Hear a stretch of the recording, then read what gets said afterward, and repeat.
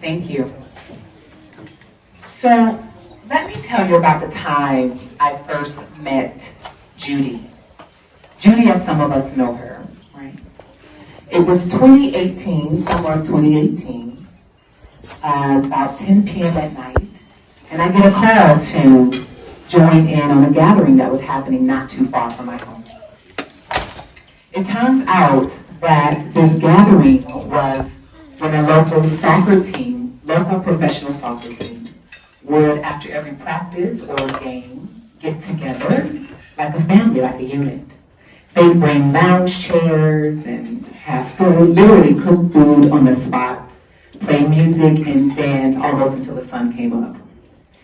And as my associate is introducing me, saying, Timmesha, this is John, and I'm like, nice to meet you, John. This is Tim, nice to meet you, Tim. This is Judy, the coach. And I'm like, nice to meet you, Judy, the coach. The coach of whom, of what? And they laugh and say, of all the players you see here of this team. And I'm blown away, because just for me, I have never seen a woman, and a melanated woman, not only play on an all-men's soccer team, but also coached it. It was enough for me to ask her if I could do a story on her. At the time, I was a journalist with a mid-sized publications company, and it just so happened we were coming up on our 5th award show and gala, and I asked if I could nominate her. And so I'm saying, Judy, let me nominate you, let me tell the world about you. And she hesitated. Now, typically, when you tell someone you want to do a story on them, they are asking where the cameras are, right? But not Judy. This really was her doing what she loved, and just so happened to be really, really good at it. It was also apparent to me that she wasn't looking for the attention or the accolades or the awards, although deserving. It was very clear to me that she really was this unassuming bad mama jamma. She really was this powerhouse, this force to be reckoned with in a male-dominated sport such as soccer. Now, this would be the first time I had nominated anyone in my 4 years span with this company. My mission globally is to support women and girls. And I knew that if I did, that I wanted them to be a woman. Sorry, boys, you've had your time. We are here now. Right? I wanted them to be a woman, and I wanted them to be a woman whom, to me, was shattering ceilings. And that was Judy. So after much convincing, she finally said yes. Thank you, Judy. Way to make me work for it. So it's the day of the awards, and it was such a hectic day, we didn't even get a chance to speak to one another. Such a hectic day. I was behind the scenes working with our team and just getting things in order. But there's a moment when her name is called, and she's walking to the stage. And we have a moment where we're able to look at each other, to clock each other. And I'm cheering her on, and I'm celebrating, feeling like a proud mommy moment. But in that moment, and I've never told her this, but in that moment, I remember feeling the gravity of the fact that this was the only woman amongst all men who asked her to be their leader. Right?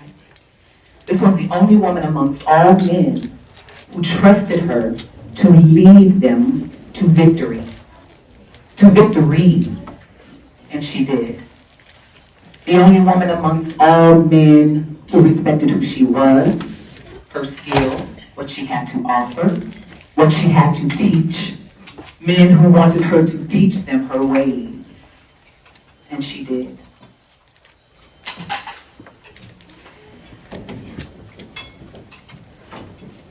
I'm talking about none other than Judith Chime. Born in eastern Nigeria, Enugu State, May 20th, 1978, dedicated her life's purpose to the upliftment of women and men through sports. As a former player with the Splash FC Asheville, North Carolina, and the Nigerian women's national football team, the Super Falcons. Yeah.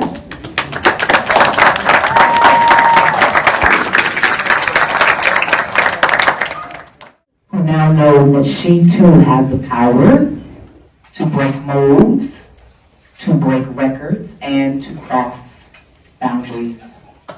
They did, however, in 2000, the year 2000, participate in the Olympics. But Judith didn't stop there. She went on to cross even more boundaries by becoming the only female soccer player on an all-male team, the Atlanta Green Eagles, where other women soccer players had the opportunity to try out, may have even participated in a few games, but quit after some time for unknown reasons, but not Judith. In fact, the Atlanta Green Eagles is the team that asked her to lead them to victories, and she did by becoming their assistant coach. And in 2007, that team was able to participate in the all-Nigerian tournament in Miami, Florida. Now, the fascinating fact is this. During that tournament, the opposing team housed player and current president of the country of Liberia, President George Weah, who, after a game against Judy and their team, literally had to come over to her, introduce himself, and shake her hand. That is a woman on fire.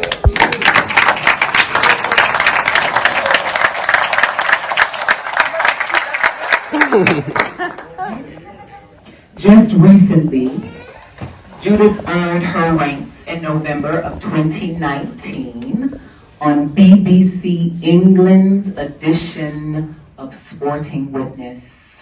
Makes this powerhouse truly not a girl who runs the world, but a woman who runs her own.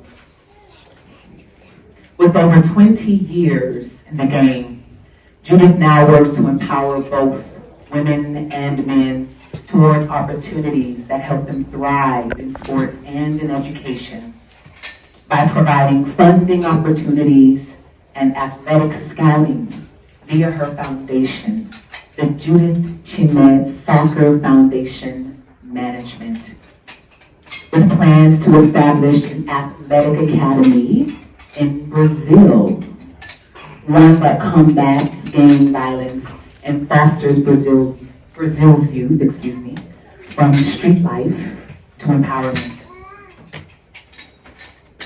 She also plans to support women in politics in our neighboring countries. Thank you for that. I asked Judith one day if the entire world was listening, what did she feel was most important to say? And I'm going to say the entire world is in here tonight. This was her reply. Don't believe it's over yet. Because there's somebody out there to help. There could be somebody out there holding a lit candle for you to see your way. Or there's somebody out there waiting to see yours. So don't give up yet. Judith, who powerfully and boldly manages to cope with the loss of her father, Edwin Chime, when she was just a young girl, and her mother, Timmesha Chime, just last year, honors them tonight by being a reflection of what defying the odds, breaking rules, pushing envelopes, rising from pain into power, and leading through living really looks like. I spoke with Judith a couple of nights ago, and she said something that rang loud in my heart and in my mind. She said, you know, both of my parents are gone, and I ask myself, what do I continue to do this all for? Most people tell me that they're in a better place, looking down on me. But Judith, my friend, my sister from Eneude, in front of this room full of witnesses, I am going to boldly debate that notion. And I'm going to say that they're not looking down on you, but in fact are walking alongside you. Like those who have walked amongst giants, they walk with you. They continue to live through you and through your excellence. So continue to set the standard. If you wouldn't mind, please stand to your feet and help me welcome, celebrate, and honor